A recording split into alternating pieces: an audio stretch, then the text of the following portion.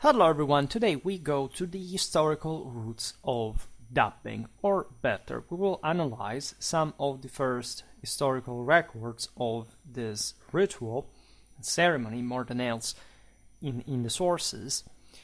We're talking mostly the 9th to 10th century, in order to sort of look a bit at the previous period and meaning of this practice that we have discussed also in other videos, like for example, Adoptio per Arma of the Comitatus, speaking about the migration era. There are all kind of course, anthropological, iconographical, historical studies of sort. We'll come back on those. Today we look at the moment in history in which this practice gets finally better, let's say more clearly documented, of course in Latin Germanic Europe, at the affirmation of the military class, of the milites. So this now fully professional elite of heavily armored, like mounted, more often than not, because still at this point, like cavalry is not completely unchallenged on the battlefields, but still most like mounted warriors that lay at the foundations of what we conventionally speak of feudal Europe, and that are more often than not described mostly from a sort of structuralistic, socioeconomical side of the story, like why did cavalry rise in importance? Is it about the stirrup, like technology of the thing? We discussed those things as well. We explained that, if anything, those are consequences more than causes of the rise of cavalry at this point, but that especially tend to miss the interpolation of the military and the religious side of the story, and of course the primordial meaning that dubbing had, so that you can't simply say, for example, I don't know, at this point we're looking at Christian knights, so it was different from the pagan world, or whatever kind of unacceptable historical term you want to even use to describe these things. There was a continuity all along that was always blessed by the priesthood, and that was, of course, being reinvigorated at this point in a grand theoretical style, because the political and social system was bigger. We are, again, lucky that now sources are produced in ever larger quantity. Of course, I will not discuss here the still meaningful divide between, for example, the ecclesiastical perspective you find in the sources, that of course is not military anymore. Imperium, regnum, et sacerdotium are separated, so a priest would not describe you just explicitly and in detail, analytically, what dubbing practically meant, right? But still the context in which this ceremony is happening, the fact that the church, of course, partakes to this because the sacred weapons were blessed on the church altars, united with all what we know, of course, about the previous centuries and millennia, and also all the archaeological, the military, historical, the equestrian, chivalric knowledge that we have at large across the millennia, adds up to the background necessary to really see at that point way more clearly also what these ecclesiastical sources were describing, in a world in which they were fully cooperative and actually willing to. We've seen it since actually the beginning of Christianity, the empire, right? There is no greater myth than the notion that Christianity was opposed to the Roman Empire per se. Their point was always, okay, if you convert, we're fully going to back you. This is, we've made lots of videos. This is explicitly stated by early Christian authors since the very first centuries after Christ. There is never been any kind of sort of distancing of, for example, the Christian warrior, the Christian soldier, from bloodshed. We do not have the historical evidence of this. On the contrary, we have plenty of evidence that, of course, even the major so-called military saints were not martyrized for pacifistic reasons, but for ritualistic reasons of, say, owing all to God rather than the earthly authority. I have, every once in a while, not that often telling you the truth, but still, like, people coming my videos and saying things like, it was just, I don't know, the Crusaders that were, I don't know, religiously indoctrinated and were sort of more fiercely zealous in the enactment of their doctrinal beliefs. As if, the average knight out there was just a guy that somehow had decided that he had to fight rather than doing another job. It had nothing to do with religion, and the entire system did not revolve around the only universal imperial Catholic and Roman meaning of it all. I do discover that people are completely unaware of this at large. I'm shocked by this. As a military historian, owning a doctorate in medieval history, having studied now this warfare topics like for decades, I'm utterly shocked to realize that basically we've been massively, let's get at a mass level, surgically removed with a very specific purpose, even the awareness of the possibility of the existence of such meaning. And of course, most people even take forever just to accept the fact it even existed, let alone actually understanding it or studying it from the sources.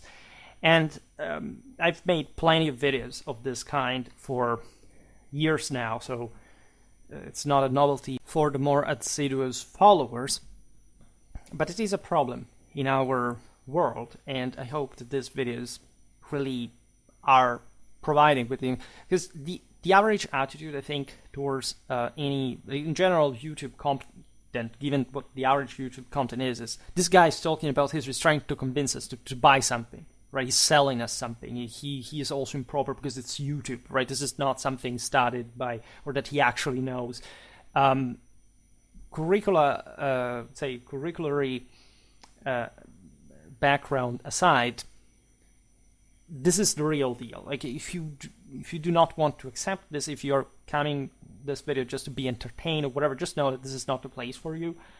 Here we make real history in the sense that what we discuss is real, right? Not just historically, but it's accurate in the objective assessment of research results. So it's not even just the fact that there is plenty of books talking about this stuff. It's just if you had an actual literacy in, I don't know, Latin, Christian, medieval sources, you would actually be without ham slices over your eyes, right, and into your ears, right, or maybe in your brain better.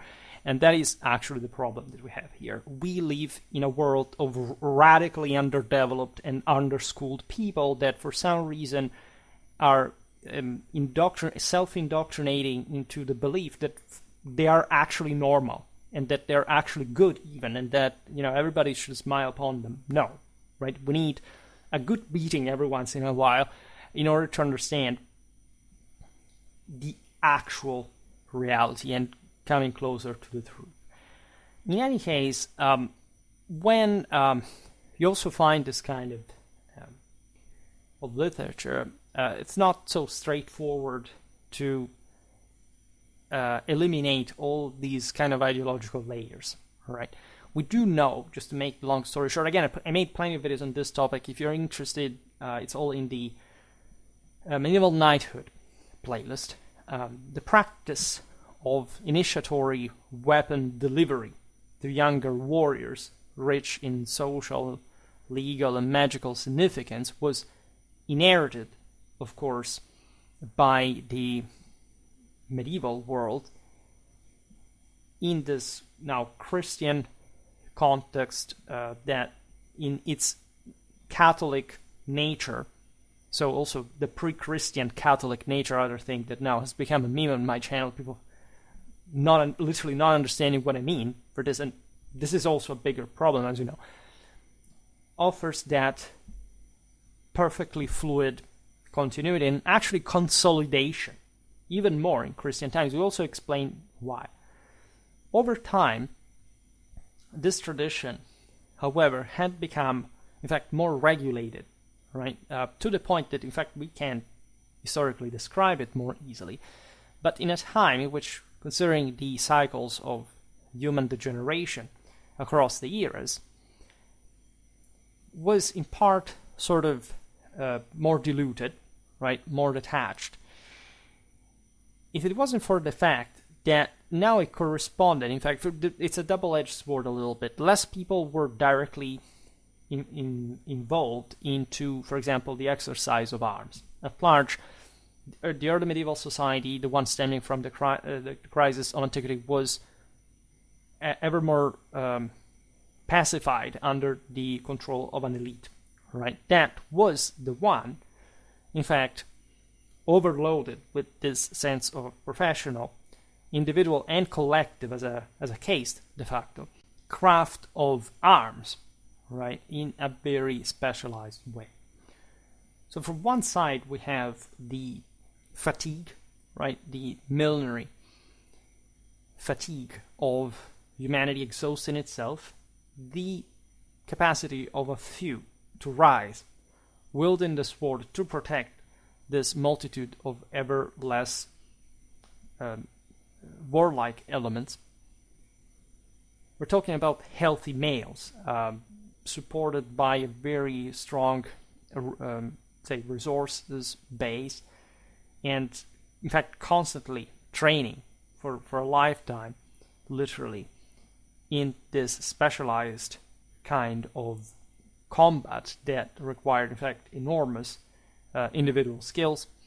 We talked about this. We made videos about the engineering, let's say, of the Carolingian, the making of Carolingian cavalry. We talk about, as we were saying before, the stirrup. We talk about all the political and social background of even of the strictly military side of the story. This is very well known, right? From the migration, essentially cavalry surpassed infantry as an arm. In the early Middle Ages, as we were hinting at before, cavalry was not now unchallenged and simply decisive on the battlefield. It was at times still defeated by infantry, but more often than not, mounted forces were victorious over the larger foot multitude. And this trend was actually tilting in favor of the mounted elite. This is why, at that point, also with the recovery of the early medieval world, especially in the second half of the 8th century, which is in fact not surprisingly the moment of the Carolingian Empire rise, we find, in fact, a great deal of sources also stemming from the Carolingian ecclesiastical reforms, ones of script, etc., and this greater affluence that, especially in places, as we've seen, like northern France and northern Italy, allow us to describe what was going on. Together with, in fact, of course, the legacy, the outcome of the gradual modification of military practices like dubbing, that of course had to do with the originary initiation rites that were normally a much more brutal thing than now this strictly ceremonial aspect of dubbing, at least in the way it's described. It's not like these knights did not went under a traumatic passage, right, that actually lasted for years and that had to turn them into purely slaughtering machines with all the adequate, of course, competence and professionalism in that. But that was, in fact, as we were saying before, mostly described by the clergy in fashion that had mostly to highlight the strictly spiritual dimension, right? How this reconnected, for example, with the broader imperial cause, now that the Roman Empire had been revived in the West, and it had really never died in this Catholic understanding of the knightly role in the world. So, I don't know, the warriors of the Vandal era, I recently made a video about that. You see that they're actually represented on horseback. All the even prevalently infantry armies of the ancient sedentary Indo-European peoples of Europe, the Germans, the Celts, the Italics, etc., the Greeks, they all had in their mythology like the centrality of the equestrian hero. I also recently made a video about the exact moment, like in history, in which we can pinpoint the appearance, like in this case, we're talking the sources, not like it did not exist before, of what would become better known as St. George's iconography. This dates to the 3rd century BC, so of course even before Christianity, and it starts spawning more or less around the Balkans, among the Thracians, and then it appears simultaneously also elsewhere, showing you that all these peoples had such vision in common, and that, of course, made lots of videos in explaining how important horsemanship was in all of these, even still prevalently foot-based armies, right? This thing simply continued. During the migration era, there is a much greater injection of this through a great deal of Iranian, Turkic invasions, etc. And the world at large, mostly it wasn't much a matter of technical fashion, right? It was mostly the aforementioned exhaustion of the system that brings power to be more dirigistically concentrated in the hands of fewer people, that therefore can afford also a war horse fighting, especially on a prolonged time, because this beast consumed a traumatically shocking amount of resources for which the entirety of the rest of the populace had to work in order to produce, plus to maintain the clergy that had to further teach, indoctrinate all these knights into holy war. That was the mainstay of anything that had ever existed. It has nothing to do specifically just with Christianity, that of course beautifully promotes that, but with any other religion that had ever existed, at least since, especially in Europe, the Indo-European conquest, and that conceived similar things also before, for that matter, and that was the only raison d'etre of any mounted fighter, of any fighter for that matter. If you don't have these fundamentals clear in your mind, it's extremely unlikely that you're going to have any factual understanding of ancient, medieval, whatever era warfare, right? So what is very interesting here is that the rite of dubbing likely still incorporated initiatory aspects that we have observed in the comitatus, right? Such as even, for example, the famous knightly slap, right? Or the same symbol of the sword being laid on the shoulder. So this actually represents the originary wound and traumatic, rite of passage that was to test literally whether this person could live or not. They would knock many people out also routinely within the war bands, as they killed someone just to make an example, maintain the standards higher. Also, in this literal entrance in a new world, in a new dimension, for which you did not belong to. Well, actually, it's not like you had belonged to anyone before, because before you were not part of the sacred brotherhoods of warriors, and so you were just, it's better I don't say what. And now you literally were reborn into a higher dimension of divine power that you were to be up to in order to wield, right? And I still have to make a video explaining exactly what we think happened during this initiation rites and throughout like the whole life of the war bands, right? There are also just what you see in the later companies of medieval warfare, etc.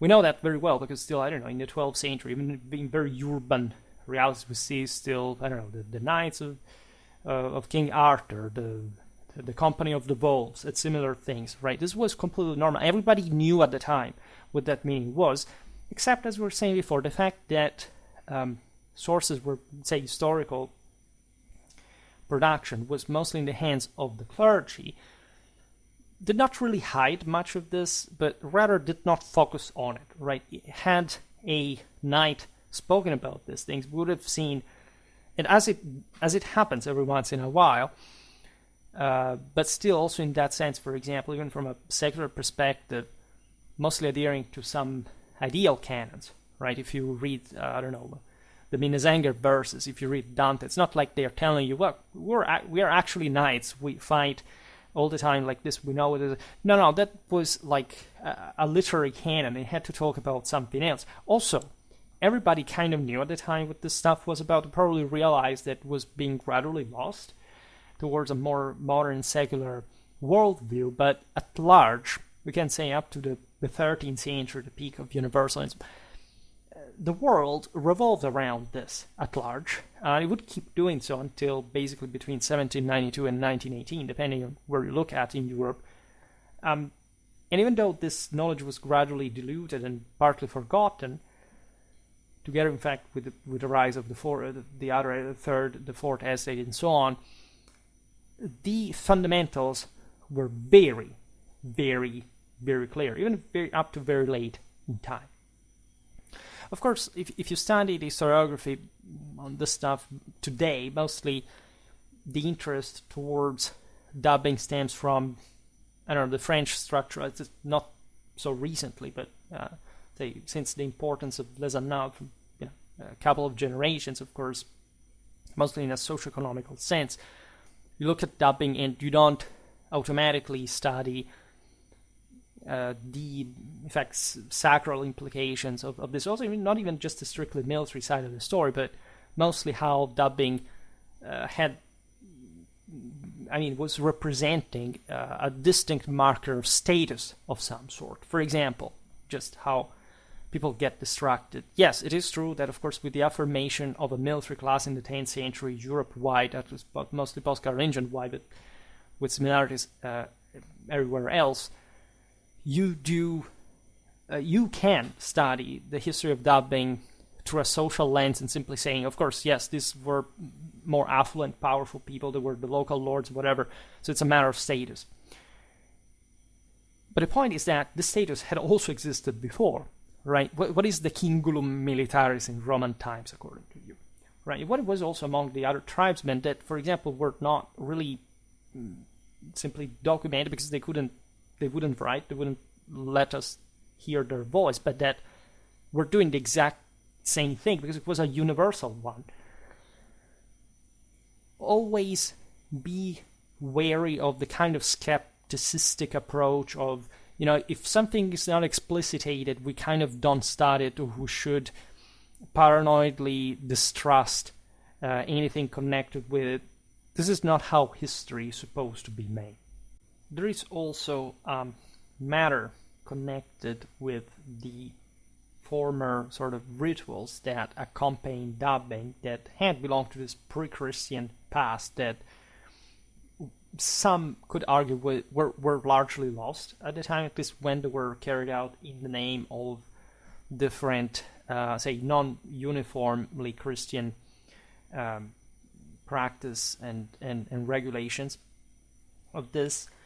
I cannot open this parenthesis now because from one side it's relatively obvious, but aside from the fact that, as we've seen, like for example, if we want to, this was a strong tradition in Romanity, also in late antiquity. Of course, was reinvigorated by this Irano-Germanic influence that took over.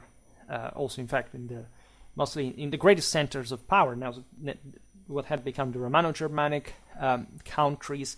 Unfortunately, for example, the Nordic or the Slavic world are less documented, but we understand that the same happened there. Made also some videos about Scandinavia in that regard.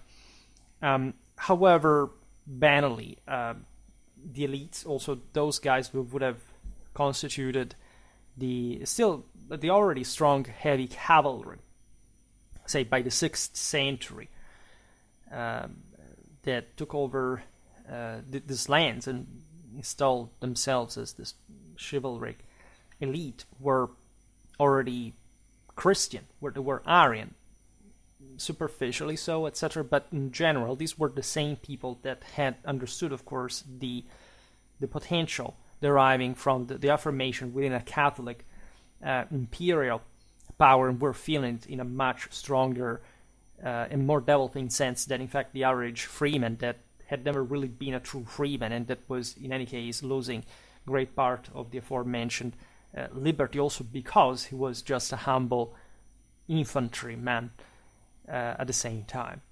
So that so many practices would have simply been lost because at some point some Christian priest arrived and decided, now that this is against the scriptures, is actually unseen, right? I don't know of any source that was actually, of course there were many practices, including human sacrifice. The same Christian Franks are denounced by the way, their ally, Gregory the Great, in Rome for practicing human sacrifice. That was still a way of basically killing prisoners in particular fashion, and people that were sinful, who had committed in general a crime of treason, of being just public enemies of some sort.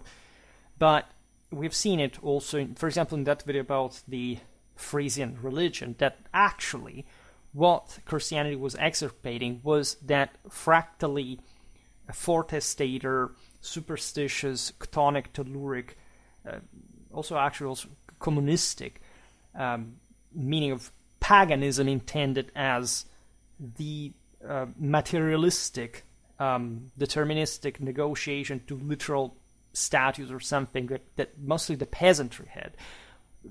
Not just the elites that practiced Vaudanism, also in this very pronounced militaristic fashions, are not, paradoxically, and this is the actual story, like also the Christianization of Europe present many problems just per se.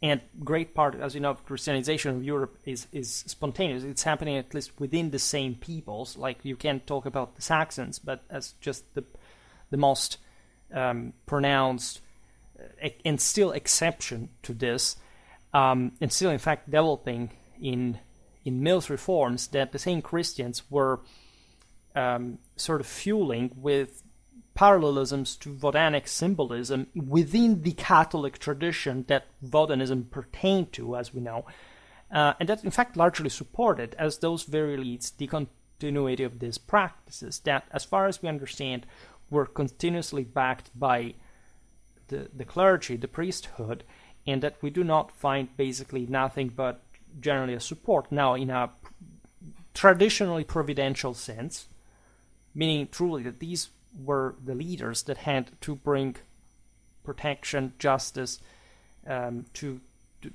an expanding Christendom, by the way, was not just, in fact, meant to defend itself from the invaders, but properly taking them on and expanding this Catholic rule, in fact, all over the universe, and that the knightly, like the figure, the perennial bellator, was, in fact, as a case, as a foundation of society, necessary and especially central to the whole. Social importance rises as well, creating at that point in history, mostly the Carolingian era, the Ottonian era, a divide between a class of armed and tendentially mounted aristocrats and a mass of unarmed, rural, non-propertied footmen. So between those who contributed to the community in blood, akin to Jesus. Please watch the videos I made on Helion, the Saxon path to Christianity, and the cross risen in blood, the hematophilia, the Frankish hematophilia, the sacralization of the Merovingian monarchy, because that tells you how, since the beginning, the marriage between, say, the Latin Germanic and the Christian element was immediately pointing at an imperial, military, traditional essence of the war. And those who did so instead through labor, like Adam after the fall. Right, so the peasants, the laboratores. By the way, I made a video about the laboratores, I think it was in spring, expressing, of course, like the appreciation towards their merit in this, right? The very, like, the idea of working under heaven, right? Just think about these beautiful fields of Europe in the 8th centuries. We're talking about the other day, as far as how the Franks managed to recompact all these estates, relentlessly worked by the peasantry that contributed for their fodder and their supplies. That ineliminable training was necessary for making a knight, right? We will talk about the costs of knighthood at some point as well, because they are utterly insane. But that tells you also how effective this elite was, and how, in fact, Europe began to boom literally from these centuries, taking over the Byzantine, the Arab worlds, etc. It's clear that under these conditions, it was mainly the families of the nobility and rulers who formalized the act of arming their heirs, at least tendentially so. It's not like there is a moment in which knights were dubbed or not dubbed, at least depending on what you mean by dubbing, right? Because an initiation rite was always there, right? Nobody could quite become a knight without having been part of some broader system, right? You could think of the romantic idea of a young peasant that had dreamt to be a knight his own life, like in books. He finds a sword in a field dropped by an escaping warrior, and he starts to wield it. It's very romantic. It's like the notion of the hacker today that lives in his mom's basement and that manages to crack into, I don't know, the most powerful institution, etc. No, it could have even happened, but it's heavily unlikely, right? This military training was becoming extremely specialized, incredibly costly. Like, you couldn't be, there would have not been such social divide hadn't that been the case, right? So, for example, a big step in this is notoriously the third fort of the 12th century. There is a lock of knighthood as a class, dividing the higher nobility from the rest of the knightly aristocracy, and that's a thing. That's a moment, for example, of enhanced availability of sources on dubbing, that becomes at that point a real social divide. Also, you can, at that point, also historiographically speaking, if you write an article, for example, you can't quite simply say knights, because knights from that moment onwards conventionally starts meaning, now those guys that were dubbed, mostly were the higher nobility, even though at large there were other guys that fought more or less in the same way, and that were de facto knights, as they would have been by 10th, even earlier, and especially earlier standards, because cavalry, even though gradually did continue developing and becoming ever heavier, right, over time. So what happens in the 10th century mostly, and we've seen it in other videos as well, from a strictly political and social point of view, is that, as we explained, with the fragmentation of public power, the dispersion of the imperial authority, like there are all these seigneuries that rise from probably the blood and soil of Europe. I dedicated really a lot of hours, to say the least, to these topics. It's evident, especially in the seigneurial era playlist, the age of encapsulation, etc., in which there is truly, across the post-Carolingian world, what would in fact remain that international in nature until the age of the nation state in the 19th century. That is to say, the fact that the elite recognized itself as such before then belonging to a country or another, for example, because they all had the same lifestyle. They all could fight together, even if they had not known each other. They were so highly trained from a collective point of view that they could work. These are the armies of the Crusades, of the great chivalric tournaments of 12th century Europe. They lived essentially and exclusively for that lifestyle in many ways, because it was connected with the gateway to heaven in the process, and not just for, say, the holy war intended as the crusade, as we thought. War had always been holy in any culture, in any religion. And if you have been fed with the notion that the terrible monotheism arrived, aside from the fact that monotheism doesn't really quite exist as such, as polytheism doesn't quite exist as such, nevertheless, war had always been done exclusively in any culture in the name of God. There is no exception whatsoever. It was the entire universal religion everywhere, right? Across Eurasia and beyond.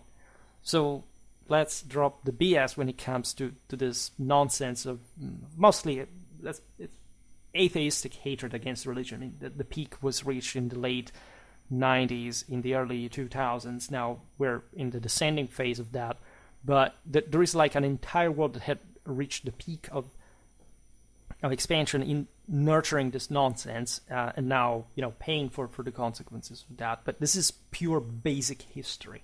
Like, if you truly don't know that because you've never heard that, congratulations, you're part of the fourth estate or mass delusion that has not even opened a book in his life, knowing that there are many books, not just the conspiracy theories ones on Amazon, right, that are actually expressed by a higher culture of elite people that were traditionalists up to a couple of generations ago, and you're just a product of what happened in the later generations, even though you're paranoid towards the elite because you don't even know what it is or what it's supposed to be.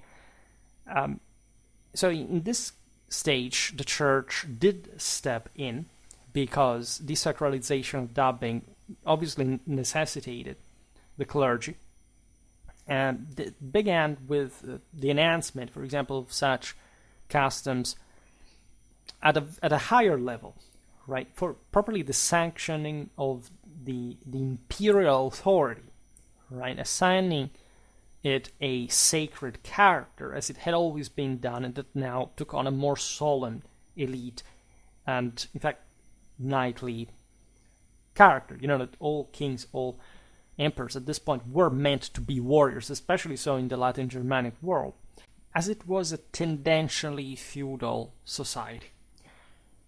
The liturgy created for kings and princes quickly spread to the branches of the aristocracy that continued to observe the ancient rite, infusing it with new Christian energy. You can argue, of course, that the boundaries between these categories did not even technically exist, that we can, as we'll see now, describe thanks to evidence for mostly emperors, kings, and or for areas that are just better documented in general. Doesn't mean that wasn't actually an entire world of this practice going on since ever, and that also went on for centuries before we could have any satisfactory knowledge of this to begin with in greater detail. In any case, in this period, the late 8th, the 9th, the 10th century, the tradition of knightly adornment emerges from the mist of history, at least in a strictly documentary sense. So we will now look at some fundamental examples of this. And this is very interesting. Like, the earliest confirmed instance of a ceremonial sword delivery arguably dates back to 791, as recorded by the chronicler known as the astronomer, Louis the Pious, the son of Charlemagne, was, quote, armed with a sword by his father when he was 13, after 3 years as King of Aquitaine. This is extremely interesting for a number of reasons. First of all, Louis the Pious, at this point, coming of age. Charlemagne here is endowing his own son with essentially with virility, with the Cingulum Militaris. The chronicler notes, the astronomer notes, id est ense, in Latin, that is to say, here is the hilt, right? And literally, you can imagine by this vocabulary just the fact that the sword now was provided with by Charles, let's say, being handled at the hilt, the one that you had to grasp with your hand, and so passing from hand to hand, right? And or maybe, I don't know, hold, depending on how this would have been done with a sword, for example, tipped like towards Charlemagne, would have been a possibility. It's very interesting. Consider that this is not properly royal knightly passage. At least this is the highest nobility of what is de facto an empire, at least in Frankish hierarchical terms, even before the year 800. In fact, Louis is the king of Aquitaine, that, as you know, was one of the pieces of Frankish empire that was, in fact, this northern people lorded over. In the ancient war bands, we've seen it especially for example, Paul the Deacon, that is actually contemporary to the events, and in describing, in fact, the relation between Alboin and his father, the fact, for example, that the young warrior, so the man, the already sort of prepared, trained, virile nobleman and son of, and prince in this case, was to kill essentially an enemy prince, to become essentially the son of another king, as it would happen with the Gepidic one, before being worth of sitting at his own real father's table. All right, this is incredibly important because in of itself, like Paul the Deacon is the same guy who talks about how the Longobards centuries before had used canine, actually wolf, masks, like as berserkers, Ulfetnars more specifically, to scare off the enemies, etc. So he has this Christianly normalizing way of describing the thing, but as you understand, first of all, he was a Longobard himself, he knew all the stories, and he cares very much about telling them and including them in the history of the Longobards. And all this kind of necessity of passing from a stage to another, being elevated, right, is quite relevant as far as the imperial and the royal hierarchy is concerned. It started actually from the same warband experience. Here Louis is too young for doing that, but he is formally a man now, given that his father has endowed him with the sword. So a father that is also the king, if not actually the emperor of the Franks already, especially as the ruler of the Franks that de facto control Aquitaine, right? That Louis is king of. So there is a very specific subordination. By the way, because when the id est ense is carried out, this happened during a ceremony where the guy was bestowed the so-called manly arms, right? So that was the symbol of his virility. The same story of Alboin. Rosamund betrays him. She ties his sword to the bed, and the squire arrives and kills him. The sword is the symbol of virility, of the alter ego of the knight. That's why Roland, Roncesvalles, we were talking about the origins of Navarre just the other week, doesn't think about his woman when he's dying. He looks at the sword and says, "Oh my, I'm going to leave you alone." He actually was obsessed with that, which is also the soul of chivalry, was actually a woman. I will talk about this in another video. And so we actually very well know what this whole thing revolved around. A very specific ceremony in this case was carried out for Louis' own son, Charles the Bald, in 838. The guy was also connected with Aquitaine, but it is just random now. There weren't too many kingdoms that the Franks overall ruled on. It was also the title flowed, depending. Here we're talking about probably the imperial bloodline by now. So this is also very relevant. This is 13, 16. This is normally the moment in which you became a man, formally. And you had to fight. This was not just, I give you a sword, like now we have to go out fighting. These guys would have already their own retinue, their own court. They would move with that, and they would get into trouble quite much, especially, as you know, the children of Louis the Pious against his own father, against each other, in very bloody terms. It was Pope Sergius II who formally girded Louis II with a sword at the time of his coronation. Is also very relevant. Here we're talking about Louis II, emperor, ruling from the same Italy. With the Pope, at this point, by recognizing him as emperor, bestowing him with the sword. The Pope, right? Do you understand what this means? This is a formal investment also from a non-feudal authority.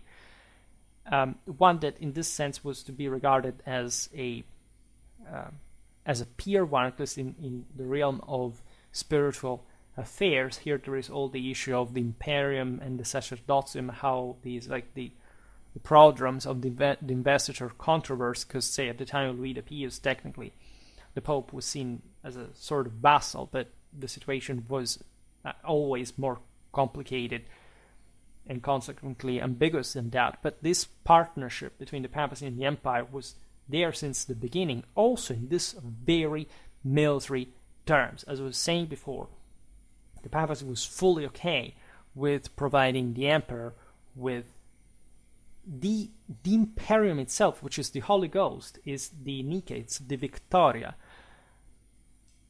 the Pope, right? So bear in mind, because as you know, there is a lot of neo-Ghibellinism on the internet that, in my opinion, does not properly understand the meaning of papacy and empire, especially their even tumultuous, but still, like, specifically so relation, not one of merely, okay, they were one against the other. That was not, it could not be by definition the case.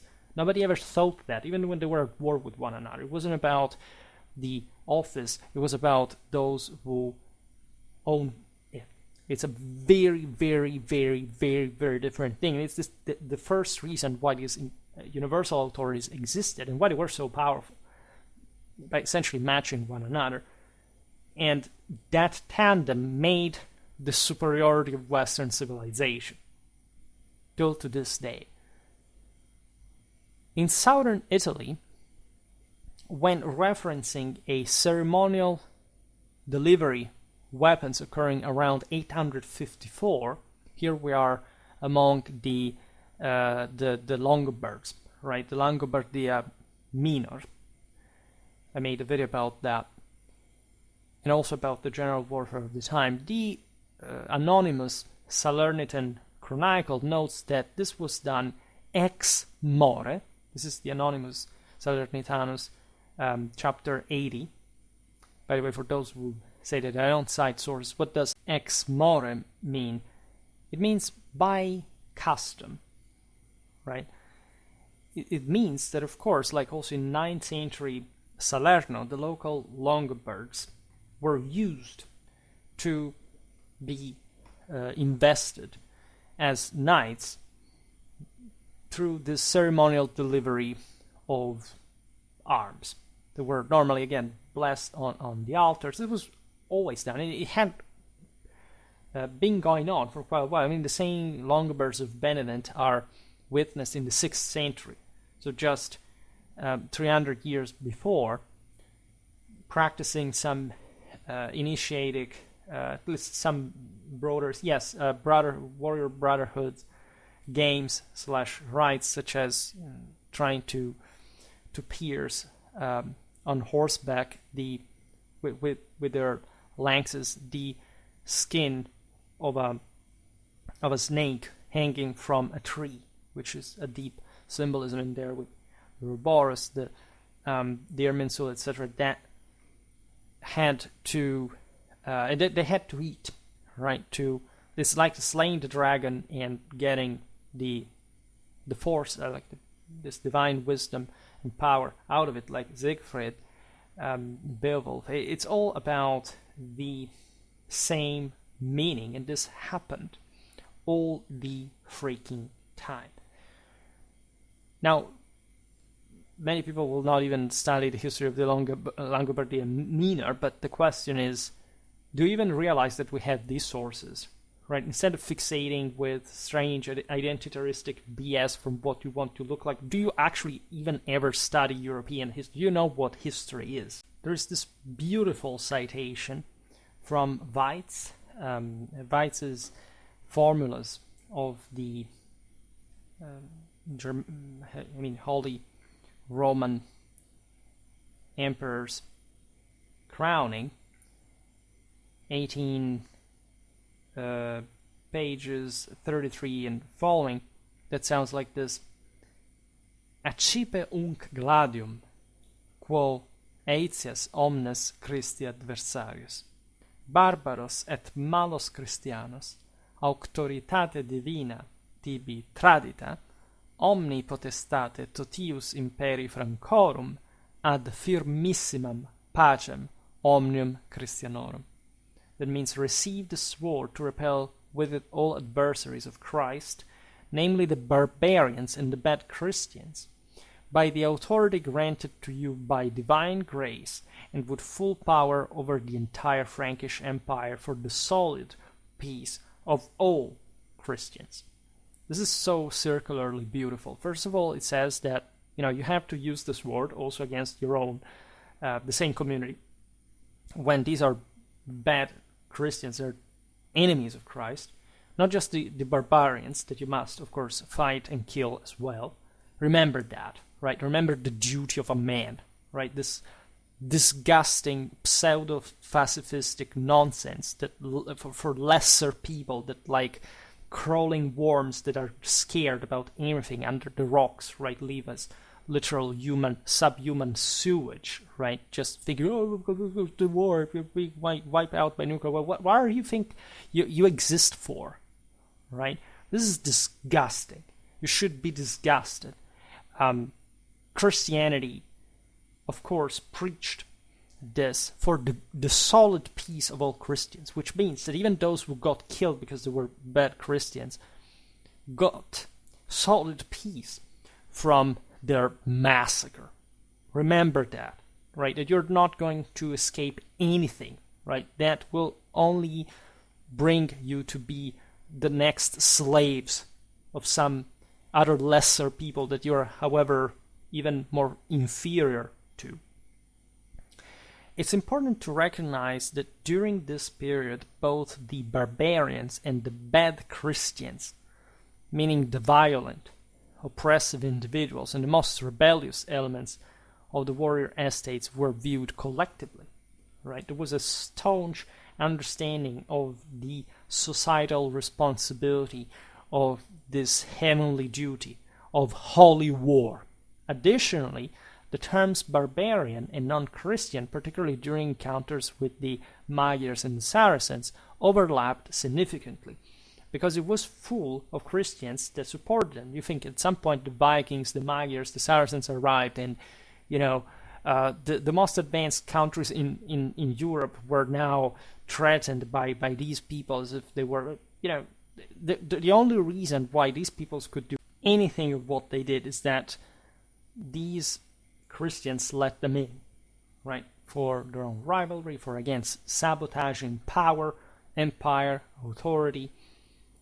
This is what, again, lesser people do today with their sort of weakly, repulsive isolationism and paranoia and hysterical phrenastiny towards any kind of threat, right? Don't think that safe spaces are just, those disgusting, leftistic, wineries.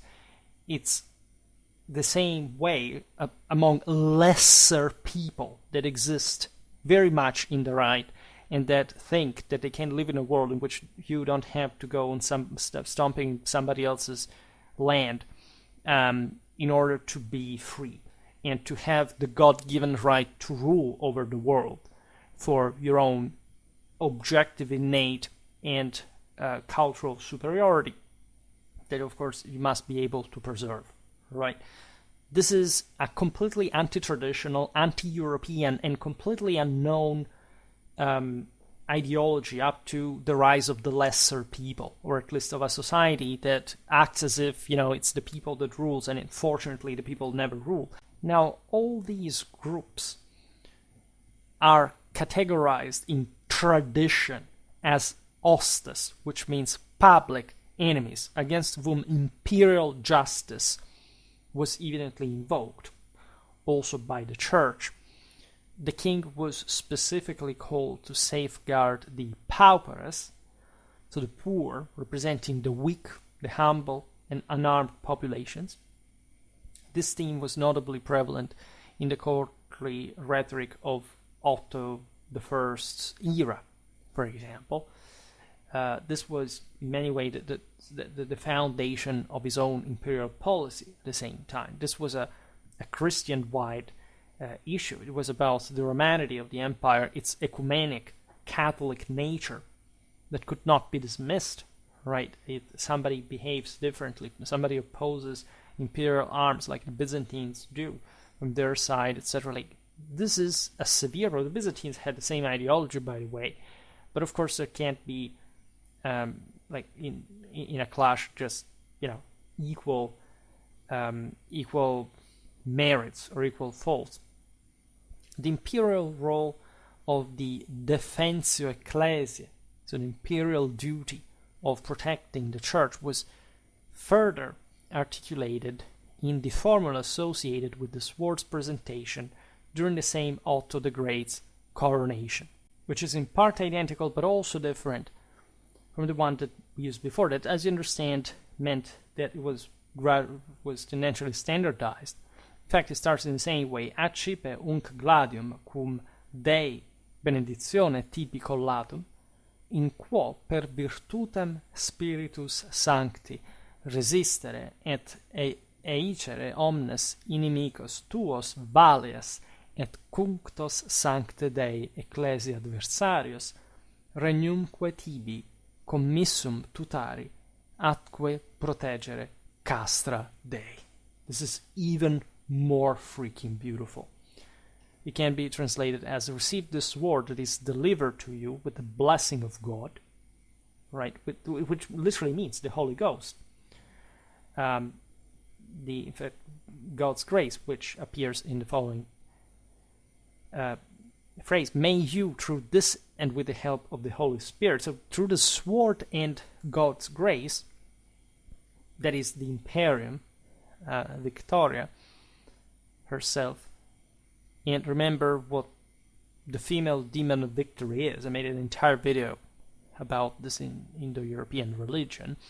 Resist and repel all your enemies and all adversaries of the Holy Church of God, and protect the kingdom entrusted to you in the Holy Church of God, which actually can be better as literally translated here as the fortification of God, the sacred citadel of God. Remember, this is before the Crusades, right? You could see Jerusalem as such, but here it's different. Aside from the fact that, of course, Rome was more important, like in Western Christendom, and that Jerusalem was lost to the Muslims. This is not the point now, but the question being, what is the fort, the stronghold of God?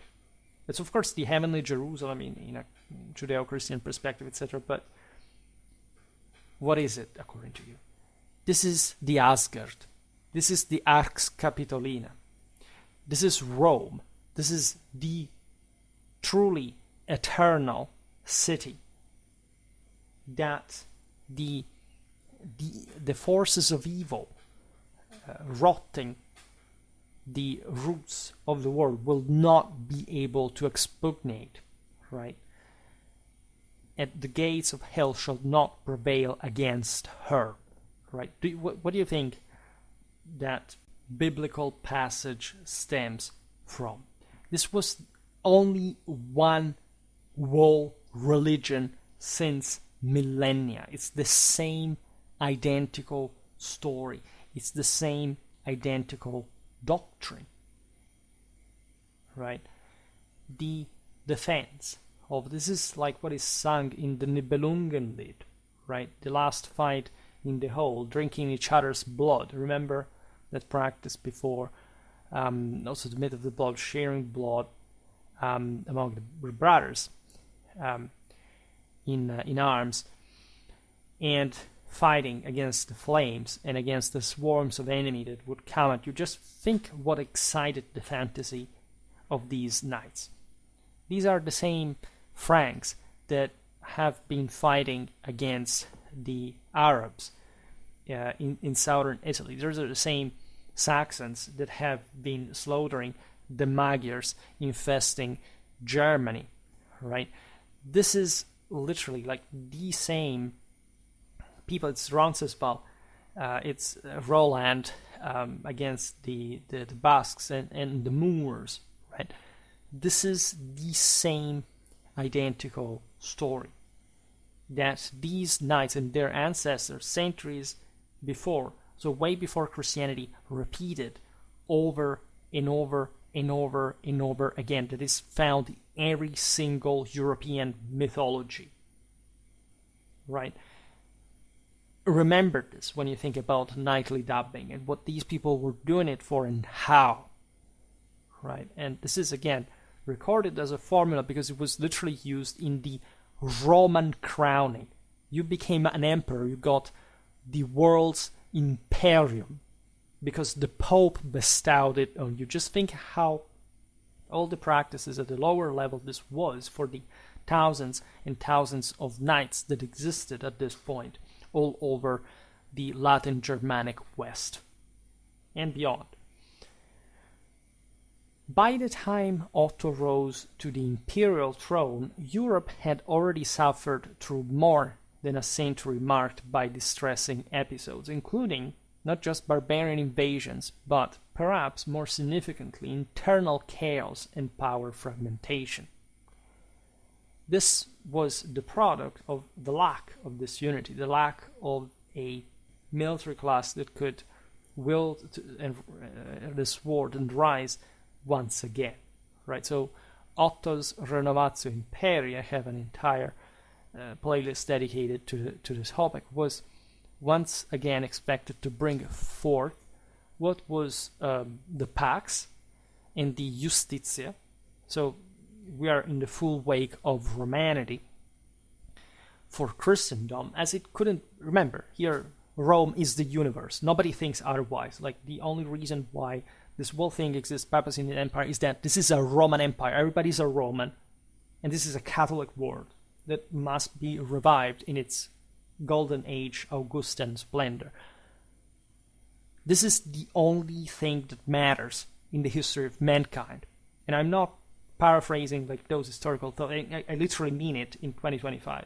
And all this then as now can be accomplished exclusively through the sword taken up before the altar, embodying a distinctly royal and therefore sacred function. Please check those videos I made about sacred royalty out, right, in the Historian playlist, in the History of Religion playlist, right? Look at what this had historically been about. Christianity doesn't spawn out of nowhere. This is all in the wake of the pre-Christian Catholic tradition.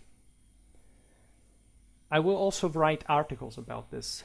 Have been actually finishing one that's showing how essentially still by the early 14th century this ideology was fully present within not just knights but also jurists in the Ghibelline world, the Holy Roman Empire, German mercenaries, etc. So that it went on in this fashion, even though we don't have that explicit here. It is explicit as it gets if you combine it with what we have already seen in other sources. This is the beauty of it. This is what I was talking about at the beginning. If you don't have that basis, you cannot even think that this has to do anything with it. And that's why you will remain skeptical, that is, ignorant at the end of the day.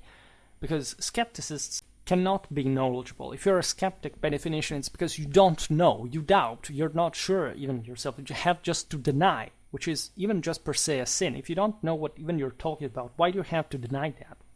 Right? This is a severe mental problem. It's not just a philosophical paradox. This is a heavy mental disturbance that must be eradicated from people. Because we've been raised in hundreds of years of this nonsense with the only purpose of eradicating, in turn, this tradition. And it's now time to revive it instead, right? The same can be said here. By the way, we're reading royal and imperial formulas that are, of course, better documented. It's already a lot, actually, that we have it for the 10th century, for example. But where regions, which is very much the case in some large swathes of Europe during the 10th century, especially before the rise of the Ottonians, where no royal authority could guarantee these necessities, that these practices were still handled by the local authorities at a smaller scale, at a lower level. Hence the video I made about Gerald of Aurillac and his secular holiness. That is to say, they were literally thinking that the local knight lord was actually a saint, as it had been the case, ever also throughout even the same Christian hagiography, not in that strictly military, secularly military sense, but still through the fact that it was all about psychomachia, and still, of course, the primigenial concept of heroism has to do with that will to power rather than any sort of technical device of how to acquire that, because that's already a sort of fallen quality of sort. So remember, I've made plenty of content about this. Like, please share it, because if this doesn't happen, people will never know. And this is a sin, right? The 10th century landscape urgently required, by the way, peacemakers and justifiers, those who, armed with the sword, would also assume the responsibility of establishing a civil order that would otherwise be ineffective. This is also why the papacy backed this power. There was a secular dimension, a temporal dimension, and a spiritual dimension. This involved the same bishops. We've seen it very often. These were guys who fought, who had armies, who participated to the imperial hosts by law, by the way. So there was a complete synergy of forces here. These figures would provide defense against both barbarians and tyrants. Paradoxically, they often emerged from the very class of the same oppressors, and even from the same families, potentially including individuals who may have once been tyrants themselves but had since converted to justice. Think about Romulus and Remus. Same blood, same stock, but very different figures. The entire Indo-European mythology is replete with these examples, as in fact the same foundational Roman one. This was all known by the church, by the empire, right? It was present in all the tales, even if, in some, stinky village, in some fringe of Europe, like, people had never heard of the story of Romulus and Remus. Still, they had in their local folklore the same identical thing in their own language, in their own thing, because it was the same ancestral Indo-European tale that had literally thousands of years of age, and that was foundational to all Europeans. This Christian geographic tradition welcomed new conversions, of course, and recognized new saints. We've seen it recently also in the video about the Viking era and the leaders of that period, many of which were Christianizing, right, and were sanctified. Think about Saint Olaf. I made multiple videos about this, especially as far as the Norse were concerned. One is the superimposition of Christian and pre-Christian values in Scandinavia. It's the Sword of the Spirit. Yes, that's the title, and in fact it's quite fitting with today's dubbing one and the role of the sacred weapons. The social-political reforms, by the way, initiated in the 8th century by Charles Martel, again made a bit about that as well, had empowered soldiers with adequate weapons, horses, and lands, especially to sustain themselves. Now, there was a pressing need to instill them with an ethic and role models derived both from the lofty courts of heaven and their own social context that matched, right? Because always remember the doctrine of the two natures. There is a perennial heavenly dimension that never ends, and that is the one that you reach by elevating yourself. And from this social context that is earthly and belongs to the fallen world, is just like some sort of impression of the higher truth, right? You have literally from horseback, right, from the top of your Motte and Bailey castle, to elevate yourself, right, in a spiritual sense primarily, towards God, and therefore seeing and being able to mold the world in your own image, right? This is what literally, especially starting from especially 10th century Europe, the entire Latin Germanic system does, by booming and overwhelming the rest of Europe and the Mediterranean. This is so important, right? This is literally what had guided the same Romans in a very different sort of socio-political context, but still with the same firm, heavenly Indo-European gospel that was fulfilled by Augustus, and it was founding, in fact, the Holy Roman Empire. And the Ottonians that also, as you know, adopted the metaphysical Roman ethnicity for their own stock. This is fundamental. Like, if you've studied this period exclusively, like, I don't know, who owned the land, let's look at the canons, who paid, do you realize what was even moving the whole thing? This is by far more disproportionately important than anything else, right? And so this is very important, because this is a revival. This is the revival of Western civilization that had sort of gradually sort of fallen half asleep in the great crisis of the post-Roman world that had affected large parts of Eurasia, just like from the Chinese Empire had a similar problem, and that had witnessed, however, in that late antique period, the rise of the figures of heroes like Michael, George, Martin, from different background. As you understand, we've seen, of course, Michael, who is God, like the biblical reference, who does think that they can be as much. Like, there is inherently in that, like, the wealth-giving struggle, like at least the necessity of checks and balancement for whoever wants to rise to power, because he has really to be God himself or nothing. St. George, that, as we've seen, had his own iconography even before, he existed in Europe, in the late Iron Age Europe. Martin, St. Martin of Tours, that literally he was a member of the Schole Palatino of Julian, so a person who would have slaughtered hundreds of people in his lifetime, and that were all the epitome of the knight and of the swordman, right?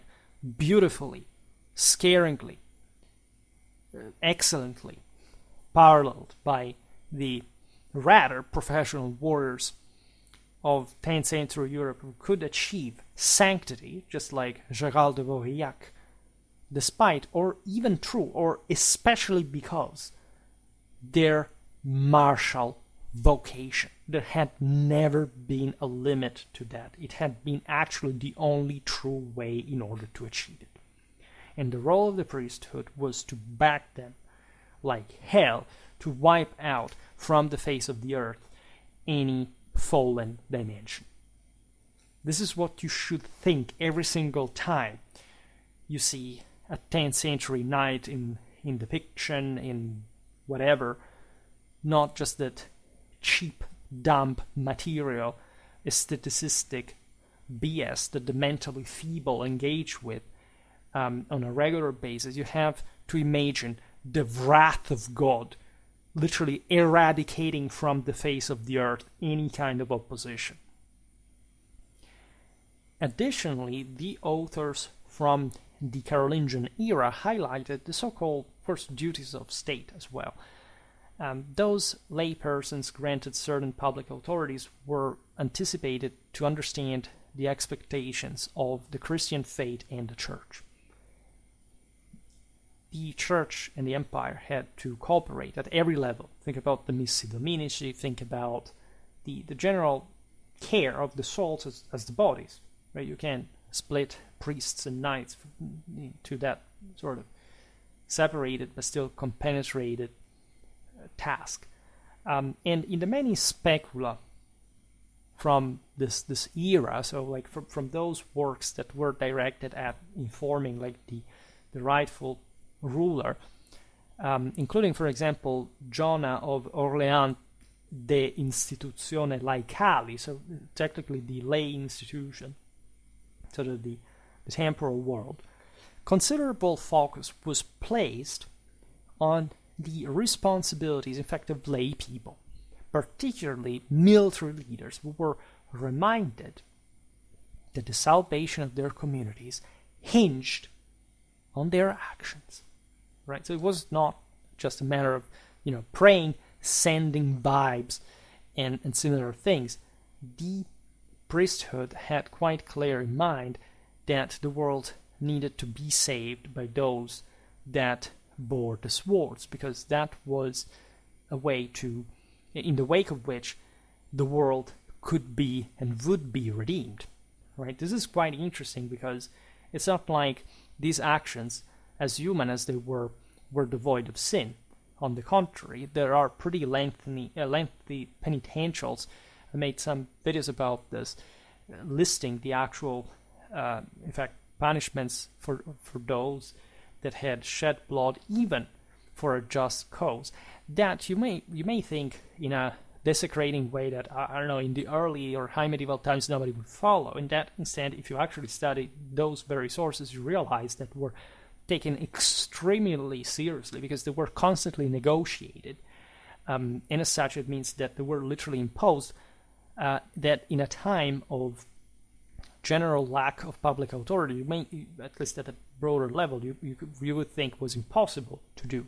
No, because the entire community revolved around this standard, this discipline, this morality, right? And like the ex motto we read before for Salerno, for example, that literally in that case, that was a peripheral reality. Like in the far south of the Carolingian Empire, even you can't barely consider it part of the Carolingian Empire, but still essentially a power ruling itself on its own from a ducal princely perspective, but still, right, requiring this traditional path to salvation by the exercise of arms. Although the aforementioned specula treatises do not develop a specific military spirituality per se, it is noteworthy that Carolingian dignitaries involved in military roles sought counsel from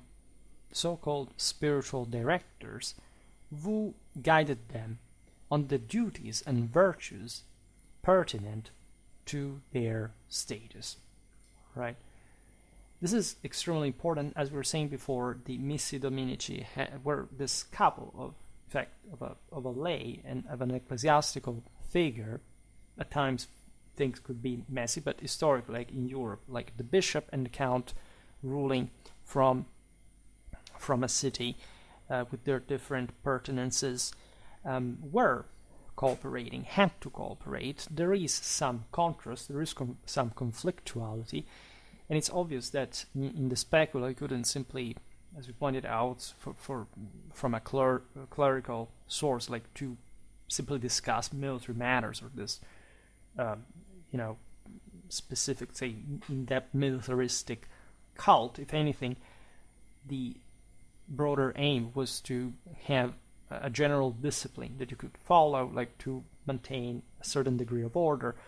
Bishops, again, knew how to do so, even in arms, and they had, just from their more cultured and educated background, sort of more civil and sort of administrative bias that could help guiding the count that had to instead take violent action, enforce the law. Like, the bishops could not, for example, comminate the death penalty or execute it. So they always needed somebody who would shed blood. A very, very interesting figure is, there of course there were some blurred lines. The bishops would fight, right? But they weren't the ones technically like just going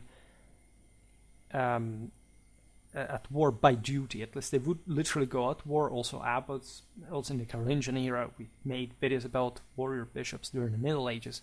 You know what we're talking about. But this seminal moment, at least from a historiographical point of view, is fundamental because, remember the beginning of the video, this is the period in which we first can track what this dubbing, what this discipline attached to it consisted of. And there is a very interesting character that we discuss in the videos about medieval Friuli, the Duchy of Croatia, and Similia, that is Paulinus of Aquileia, the patriarch of this northeastern Italic sea that at this point is within the Carolingian Empire, and that wrote a very interesting book that is meant to comfort, in fact, the comital authority in an area that was historically frontier land. I mean, these were Longobard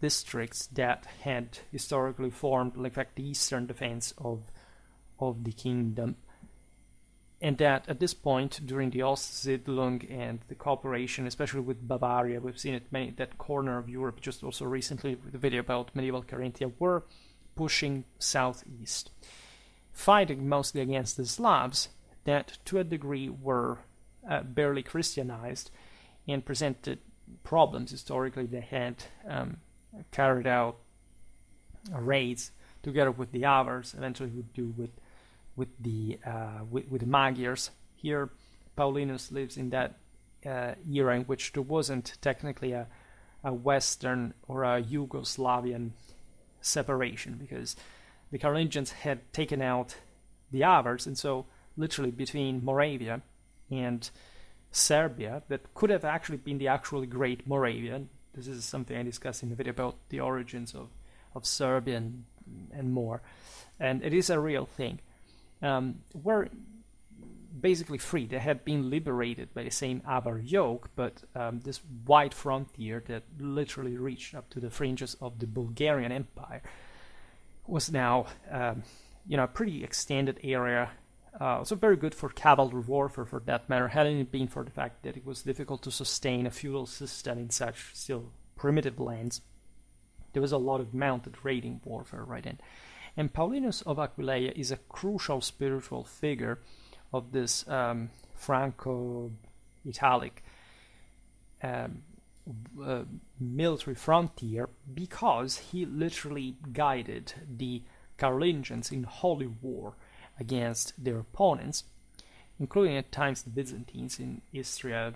It was a quite frontier area historically at all times. And Paulinus writes in that aforementioned Liber, in fact, the exhortatio ad Henricum, this Count Henry, right, Henricum, comitem accusative, drawing a comparison between terrestrial warfare and spiritual war, right? This is a very well-known theme. Again, it's a doctrine of the two natures. It's vanilla tradition since millennia, linking visible adversaries in this world with the ones of the spirit, right? The invisible ones, right? This is very much connected also with Prudentius, right? With St. Paul. These are all concepts, again, expressed in terms of psychomachia that were frequently used and that are, of course, fundamental, because the same triggering of Victoria passed through this mental issue that happened in combat in the moment in which you are most greatly pressured by the enemies, this fears manifesting as demons, and you having the need to tame and possess the female deity of victory, and transcending, having this beautiful angel that is your own transfigured soul, that has defeated the self, by rejuvenating it to divine power that will bring you to heaven. This is all the symbol, again, of the Nike, of the Valkyries, the fields, again, Victoria, and so on. So this went on through, also paralleled by pastoral literature in Christian times. It was understood differently, but the iconography is the same. The angelic iconography is the same. The etheric iconography is the same. The meanings attached to those, even if they're not explained by, I don't know, Renaissance-style treatises that could have not been written in the 8th century, are there and are unequivocal. The responsibility of defending the church and the Christian populace, which fell to the king, also extended to his officials, because these had been bestowed, as we've seen with Charlemagne and Louis the Pious before, between the king of the Franks and king of the Aquitanians, and the same Louis the Pious with his son Charles, etc., onto the vassals, right? That's what the vassalatic beneficiary system was about. That was a prepaid military service entailed by the land that allowed these guys to, train, and they would do that, even though, of course, it was difficult in a decentralized system to expect loyalty from them. But in any case, they would never, given those resources, miss the opportunity to be a warrior, to be a knight, to go on fighting, creating order out of chaos, right? And that's why when at the end of the Carolingian Empire, as royal authority waned, particularly during the barbarian invasions when it was most urgently needed, so we're talking the second invasions, of course, the church turned to those who retained remnants of that power. Hence the further and necessary spiritual investment of these guys. Remember that the entire point of papacy and empire is what we have documented in the concerning the paradigm shift having occurred in late antiquity. Essentially, after the peak of Augustus, humanity went down. Again, this had been prophesied. Decline had prophesied, but the Romanity of the Imperium would have had to represent this golden age between the Bronze and the Iron one in the older prophecies. After which, that capacity to hold, like it was, with the Roman offices, both the temporal and the spiritual power came less, because the moral standards were not as high as before. Hence the split of the two. But the necessity, not the contrast between the two, but as we've seen, the support, even before the Christianization of the Roman Empire. Again, literally the church supported the empire as the earthly authority even before it became Christian, even when, say, it was persecuting Christians, because the Christian purpose was to eventually cooperate with the empire, to actually Christianize the empire. And in that sense, the empire was never undermined.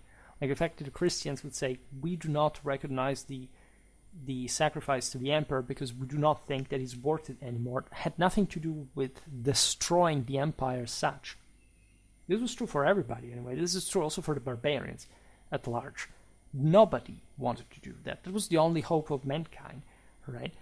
But the split was separated.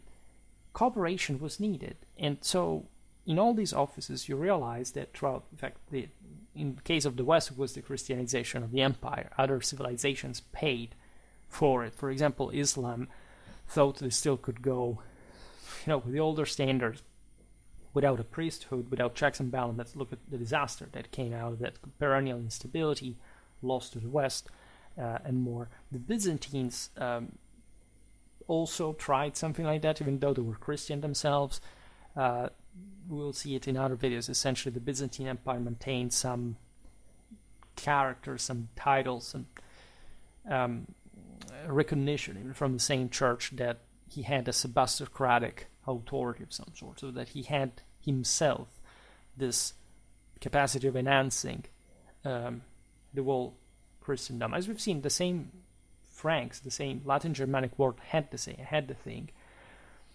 But with the Byzantine world, it was so much more self-referentially authoritarian that the system sclerotized. Right, the Latin Germanic system did develop feudalism, monarchies, the empire, in a heavily hierarchical way, but without choking autonomies, actually making them develop and sustain the same imperial power. Made lots of videos about this, especially in the boom, in the peak, let's say, of the 13th century, some months ago, and it was an important video, by the way. But the point being that this temporal and spiritual power and investment had to overlap. Actually couldn't but do so. And this would obviously reflect itself at an even banal local level in the form of, I am the bishop of a certain city. There's a count here. We're left on our own during the Viking invasion. We will sort of back one another. It wouldn't always be that straightforward, right? Actually, bishops at some point were even more protective and effective than counts. But at the same time, like the whole situation was always of cooperation, and also just there was no option. Nobody ever came up with an alternative way, because it was, in fact, anti-traditional. It would have been anti-traditional. And the church kept blessing these individuals. That, by the way, as we pointed out before, were often from the same families from which the same bishops came from. Many bishops had been risen as knights before, for example, obtaining that episcopal investiture. Equally, like some sons that had been destined to an ecclesiastical career, maybe their older brother died and they would become counts, right? So that secular holiness, like in the case of Gerald of Aurillac, was kind of obvious. Remember that stemmed from Odo of Cluny's biography of the Lord, who Gerald was, Aurillac is in Auvergne, right? Don't confuse it with Gerbert of Aurillac, which is, by the way, ominous place. The Pope Sylvester II, one of the most shockingly important figures in the entire history of mankind, both, in fact, from a temporal and a spiritual point of view. And we are in the same era, at least, was at the time Otto III. And of course, Otto of Cluny was the abbot of Cluny, and the one of the greatest.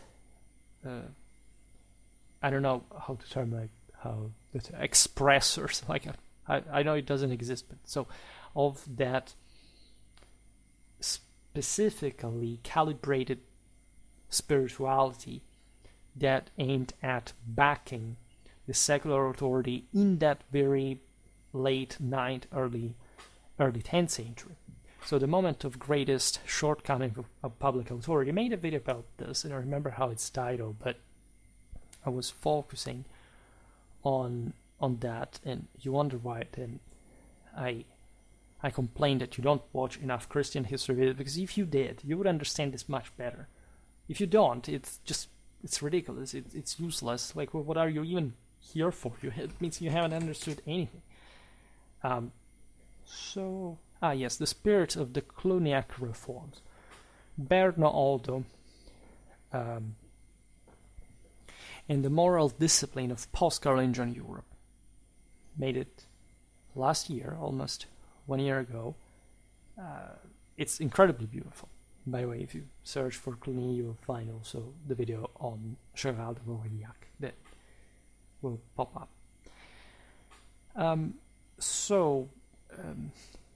What we were saying is that in order to, of course, support the secular order, the church had to bless chiefly individuals capable of warding off both internal and external threats to Christendom. This was the age, again, of the second invasions. You have this monstrous presence of the Vikings, the Magyars, the Saracens, right? They're not really very nice people against especially Christianity, and they, but also any other civilization for that matter, and they, however, are mostly the product of Christian sin, not in the form of some, a metaphorical, it's just God punishing us for our sins as an excuse. Like, most people think that that's an excuse. It is not in the Catholic tradition, in the imperial tradition. Like, every time you lose, you lose. It's not like the fault of the guy who defeated you. I mean, it is his fault / merit as it manifested more imperium than yours. And the question, where were you? Like, what were you doing before that? Had you prepared for this? Had you thought that this was possible? Had you trained yourself? It's your fault. And this is so true politically speaking at every level. It's real. So you can't whine about this. And it is truly about the Christians calling these guys as mercenaries, throwing them against one another. This is absolutely the case. Just look at what the aforementioned children of Louis the Pious did with the Vikings, throwing them at one another between West and East Francia. The aforementioned southern Longobards also called in the Saracens that otherwise could have never ventured into the southern Italian hinterland, because they used them as mercenaries against one another, or the Byzantines, etc. So it's actually a pretty messed up time. The same goes for East Francia and the Magyars. Like, when Otto decides to get it over with, it's because also the rest of the Eastern Franks are fed up by the fact that some of them had used essentially the Magyars to try to counter the power concentration in Germany. And that's how instead finally the Roman Empire was revived. I have, by the way, an interesting choice, like coming from the cycle that is Riade. I just say this. Yes, I will make a video on that. Too few in, say, for a deep tactical story, but you will see. By the way, this context sheds light on why, by the mid-10th century, around the time of Otto's triumph over the Magyars in 955 on the Lech, we see the Miles, the knight, being elevated to a level of liturgical honor unprecedented before, at least unprecedented for a non-feudal world, right? And objectively, Europe hadn't been as feudal, especially the West. I mean, especially because of the West up to this point. So that it's also obvious that we see this happening, especially in the Latin Germanic world, and in many ways inherits the strongest part of Romanity, the strongest part of the Germanic preservation of those militarily triggering spiritual practice. So there is such a level of prestige in 10th century, say Western imperial nature, that it's really beyond praise. There are also other factors we can think about: the extraordinary and socially redemptive role of the warrior during these chaotic times. The idea that justice had to be made, that somebody had to rule locally, that the peasants wanted somebody to protect them as they worked the fields, as they collected their harvest, right? They couldn't simply do it by themselves. These are also for the people who say, but we do not need more concentrated or power because people can do it on their. No, they can't. At least if you're not angels, if you're not gods, you're just lesser people. I just explained that, right? We're not in a time in history, not the world at the time, we're much better than you. Capable, right, at the human level, right, given the level of human degeneration, capable of being free. Like, first of all the God is free, but this obsession with freedom that is a mere distraction for the mentally feeble, and the lack of any cultured, civilized, educated notion of liberty, which is a completely different thing, and of course the truly metaphysical, viable one for humanity, in order to be free at some point, is the measure of this human failure, and the fact that, no, you wouldn't be better at administrating yourself if there was no state, right? The state is there because of your fault, because you're essentially too stupid and incapable of doing things right, because you're a deteriorated version of humanity that we all have to collectively pay for, right? In order to fix that's the problem. That's how it comes about. The state comes about.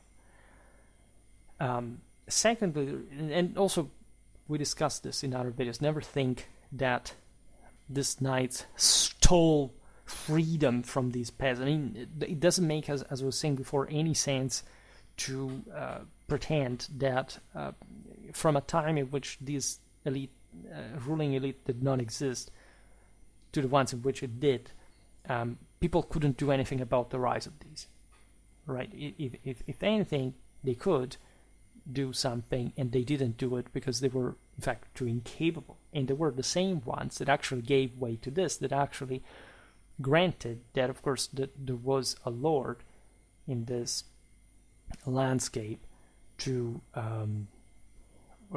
protect them.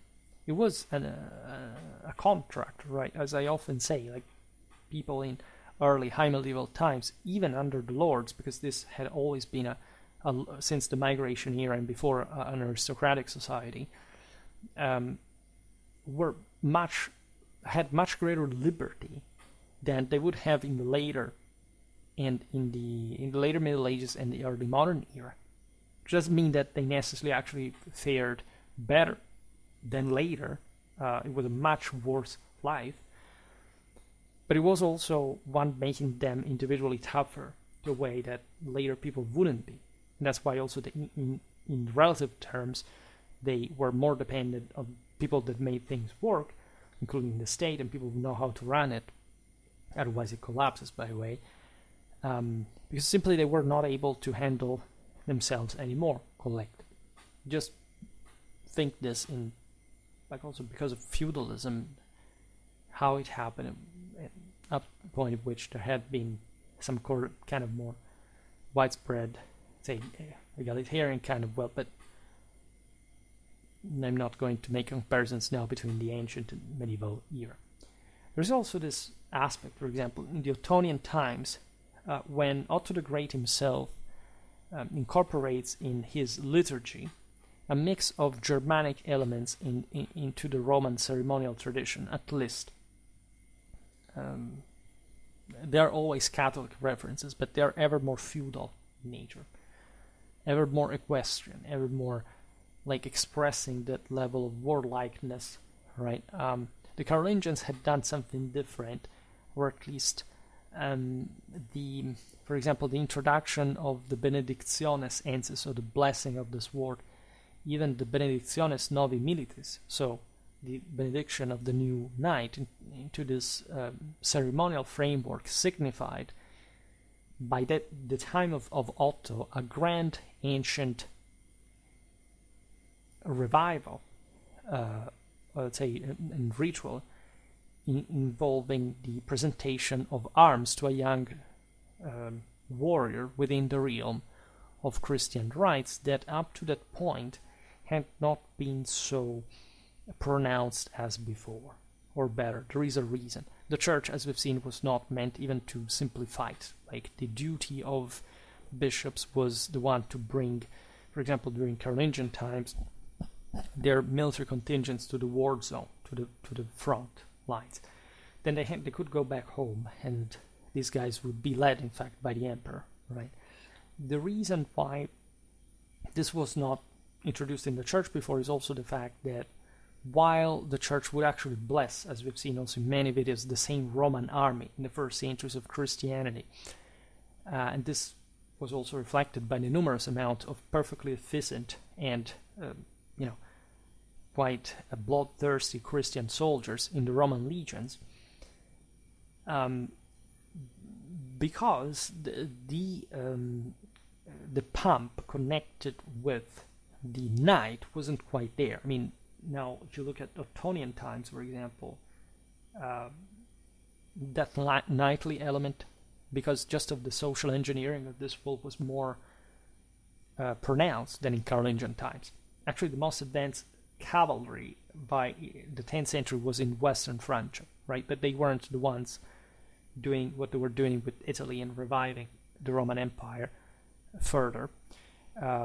Say, equally in the 9th century, the Carolingians had, say, the Western Franks at large had the best cavalry, right? So you can't say that here the point is that the Ottonians had a more feudal bias than their Western counterparts. But in interest of time, they had, meaning that in 1 century, of great, by the way, privatization and oligarchization and the collapse of public authority had brought to the fostering of that true feudal class that we can speak of at the time of milites, that wasn't quite there in the same way in the Carolingian era, right, while it was being engineered. Still at that point, don't get me wrong, cavalry was already that important and central, right, but there was still the notion that it was part of sort of more robust, say, structure, because that still entailed other classes of recruitment. This was true also later on in history, of course, but if you look at the result, at those who would actually be fielded, and we discussed this in the videos, in fact, both about the Carolingian and the Ottonian army organization, we realized that, of course, the latter, especially in the interest of time, was way more cavalry-based, right? And simply because a great part of the population had been disarmed and contributed to arm instead these other guys that were less but more qualitative and more efficient to a large degree. So this is, of course, like the ABC of 9th, 10th century warfare. We will surely see it in many other videos. In fact, it's beautiful to cover Ottonian warfare, Carolingian warfare, and also society and politics, because I have really, by this point, a lot of videos on the topic. But it's also because you can appreciate details like this, as I was finishing to explain why the church, for example, now would recognize more that knightly element, and why paradoxically it seems as if something closer to what the let's say the adoptio per arma, for example, that we discussed for the Germans during the migration era, was seeming to emerge in this papal, in this Christian, these ecclesiastical sources, not because it had ever disappeared, but because now the knight was more important than before, and as such, as we were saying before, it carried within himself those set of values were still very, very alive, even though they were gradually disappearing. Say, today there are no knights, or at least those that exist do not think themselves as such, or at least they properly aren't in that knightly sense. But at the time, the papacy would be glad to recognize this, also because there was a renovatio imperi, literally. So the same papacy was handled, as you know, quite rudely at times by the Ottonians, and of course the papacy was expressing partly their propaganda, etc. But this anthropological, this cultural datum of a military elite that is affirming himself with the importance of dumping and of recognizing the merit, the moment in which these weapons, after having been blessed, were bestowed on the risen warrior as a new angelic and etheric defender of the world from the forces of evil, is something that couldn't but happen this time, right? And so just reflect, by the way, on this when you this is the same Ottonians who were fighting, I don't know, in Calabria against the Saracens, right? So these are all things we are looking at. So just for all those people that again think that it's just about the Crusades, this is another story, it's different, right? It was the same identical thing. The Castra that we read before, come on, it's the heavenly citadel of all the Indo-European mythology, right? It's the same Rome. And this is, you see, I don't hide that I'm a bit proud of the fact of having covered enough topics, having made enough videos on certain topics to be able to say, I told you there, for example, let's see here, how many videos about the Ottonians? Only 16, yes, but now this is not about the Ottonians, but the Ottonian era we discussed, we'll come back discussing soon. But for example, let's just look at the papacy in the 8th century made a video on that, the metaphysical foundations of the papacy, especially in connection with the Carolingians. The general temper and spirit of the times, if you look at the Carolingians, let's look at actually Renovatio Imperi, because that's really what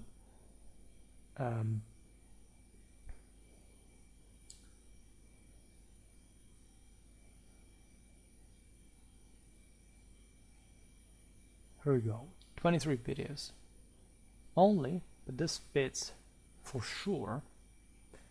And we made really an abundant amount of videos that really speak of this sole purpose that all these rulers had. And again, I made countless videos on the topic that must be like understood. If you really want to know about it, you have to pass through them, and I really can't think of some better content online, because I'm the only person doing it. There's no way around it, guys. I say it without any modesty. I'm the only person. I'm the only person talking about this. I don't know how long it will be before somebody copies me. Maybe somebody has already done it. But in this organic fashion, it's impossible. People do not know what this means. They don't understand it. Like, I have a few views, but you are the ones who also can change that. And that's why, however, for now, I stop it here. I just hope that you enjoyed this video. If you did, please share it. Otherwise, leave a like or subscribe to my channel if you're interested in my upcoming content. As always, I thank you heartily for listening to me. I wish you a nice time and see you next time.